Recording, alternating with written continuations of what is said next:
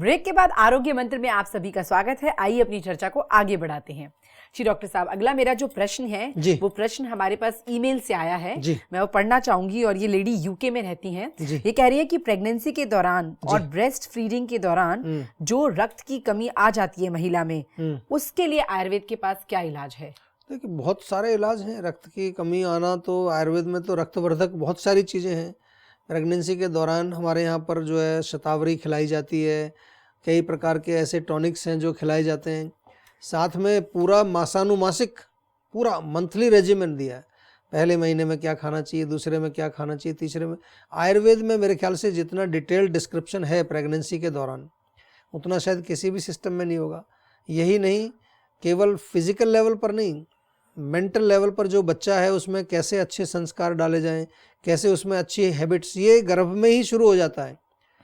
जीवा आयुर्बेबी प्रोग्राम पूरा एक हमने बनाया हुआ है, जिसमें के पेरेंट्स को हम इस चीज़ का पूरा ज्ञान देते हैं। आजकल तो मैं आपको बताना चाहूँगा कि कई विदेशों के ऐसे हमारे स्टूडेंट्स आ रहे हैं कि वो ये कोर्स पढ़ना चाहते हैं, क्योंकि मैंने प्रोत्साहित किया है काफ़ी अपने स्टूडेंट। मेरे पूरे विश्व में हर देश में कहीं ना कहीं स्टूडेंट्स हैं जो आयुर्वेद पढ़ करके आयुर्वेद को फैला रहे हैं आगे।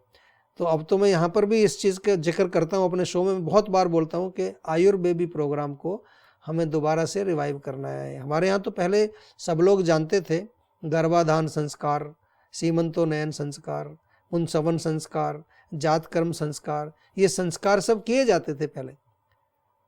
अब किसी को मालूम ही नहीं है इसका क्या मतलब है। तो सबसे पहले जो है उनको बताइए, जो भी जिसका भी प्रश्न मैं बताना चाहता हूँ, और आप उसके माध्यम से सभी को, कि प्रेगनेंसी के दौरान आयरन की मात्रा, बथुए का आप साग खिलाएं उनको, मेथी खिलाएं, गाजर खिलाएं, चुकंदर, पालक, इनके साग बना के खिलाएं, सूप, आयरन रिच कंटेंट, सेब खिलाएं, आंवले का मुरब्बा। और हमारे यहाँ तो हम कहते हैं आप कुछ भी नहीं मिलता है तो च्यवनप्राश खाइए रेगुलरली। च्यवनप्राश खाने से आपको खून की कमी नहीं होगी, आयरन की कमी नहीं होगी। और आयुर्वेद में औषधियाँ भी हैं जो कि इस प्रेगनेंसी के आयरन बेस्ड औषधियाँ भी हैं, लौह भस्म जिसमें होती है वो भी दी जाती हैं। और इसी प्रकार से पोस्ट नेटल केयर जो है, आफ्टर जब डिलीवरी के बाद महिला में जब ब्रेस्ट फीडिंग वो करा रही होती है, तो पोषण के साथ साथ हमारे यहाँ आपको मालूम होगा एक प्रथा चली आ रही है कि वो लड्डू बनाए जाते हैं जी, गोंद की, जिसमें के किशमिश, बादाम और ड्राई फ्रूट्स और थोड़ा गोंद और आटे को भून करके और घी का सेवन भी कराते हैं। तो ये सब धातुवर्धक चीजें हैं, सभी धातुओं को, न केवल रक्त को, सभी धातुओं को पुष्ट करते हैं। जी, वाकई में ही बहुत सारी चीजें हैं जो हमारे कल्चर में ऑलरेडी प्रेजेंट हैं जी, लेकिन हम भूलते जा रहे हैं। आई एम श्योर हमारे शो के जरिए काफी लोग उसे समझ भी रहे हैं। देखिए, हमारा तो उद्देश्य यही है, जीवा का केवल एक ही उद्देश्य है, जीवा संस्थान जो हमने बनाया है, कि हमारी जो प्राचीन संस्कृति है, जो वैदिक संस्कृति है, जो वैदिक ज्ञान है, उसको दोबारा से रिवाइव करना है। और हम काम कर रहे हैं शिक्षा, स्वास्थ्य और संस्कृति, 3 एरियाज में काम कर रहे हैं। हमारा एक स्कूल भी है, हमारा ये आयुर्वेद का है, और वृंदावन में हमारा आध्यात्मिक केंद्र है। वहाँ भी बहुत हम प्रयास कर रहे हैं कि लोगों को दोबारा से जो है प्रोत्साहित किया जाए कि वैदिक संस्कृति और वैदिक ज्ञान को आप अपने जीवन का एक हिस्सा डॉक्टर साहब, मैं तो कहती हूँ कि जीवा संस्था नहीं है, जीवा अपने आप में एक रेवोल्यूशन है, एक क्रांति है। आइए डॉक्टर साहब बात करते हैं हमारे शो के अगले कॉलर से। नमस्कार जी। हेलो। हाँ जी, स्वागत है आपका हमारे कार्यक्रम में। अपना नाम बताइए। कहाँ से बोल रहे हैं आप? हम गाजियाबाद से बोल रहे हैं मैडम। ठीक है, पूछिए अपना सवाल डॉक्टर प्रताप चौहान से। हाँ जी, नमस्कार सर। नमस्कार जी। आपका दवाई खा रहे हो और ये साल भर से ऊपर हो गया, साल भर ही मान चुके जी। लेकिन हमारा शुगर है, डायबिटीज है, लेकिन कम ही नहीं हो रहा है। डॉक्टर साहब, हमने पहले दवाई ली आपका शीशा का 130 फास्टिंग का, ऐसे था 140-50, आजकल पता नहीं शुगर कम ही नहीं हो रहा है। अच्छा, तो अभी कहाँ से दवाई ले रहे हैं आप? आपका दवाई ही चल रहा है। नहीं, कहाँ से, कौन सी क्लिनिक से ले रहे हैं? तो आयुर्वेदिक दवाई मंगाते हो आप? अच्छा, मंगवाते हैं। नहीं तो अभी शुगर नॉर्मल रहता है कि नहीं?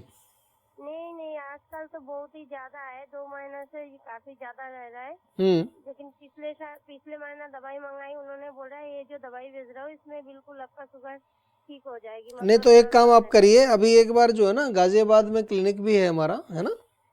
हाँ जी। गाजियाबाद में हमारा क्लिनिक है, तो क्लिनिक में एक बार जाके डॉक्टर से आप जरूर चेकअप कराइए, ठीक है ना?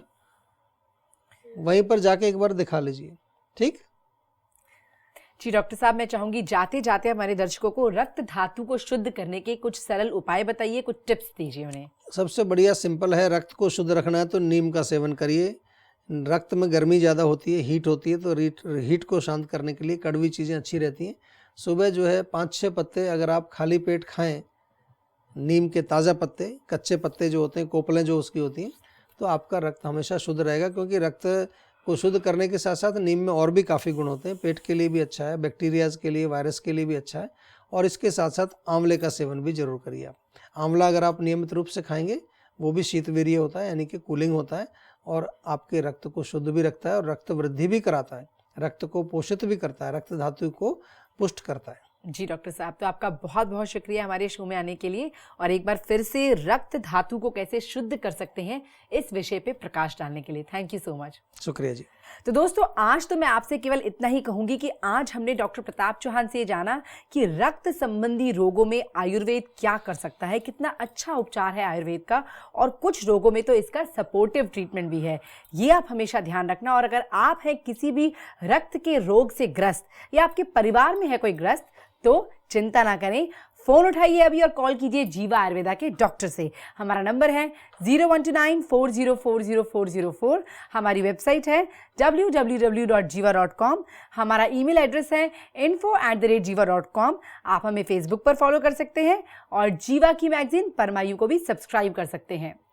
आज आरोग्य मंत्र में केवल इतना ही। मैं आशा करती हूँ कि आप हमेशा सुखी रहें, स्वस्थ रहें और मस्त रहें। नमस्कार।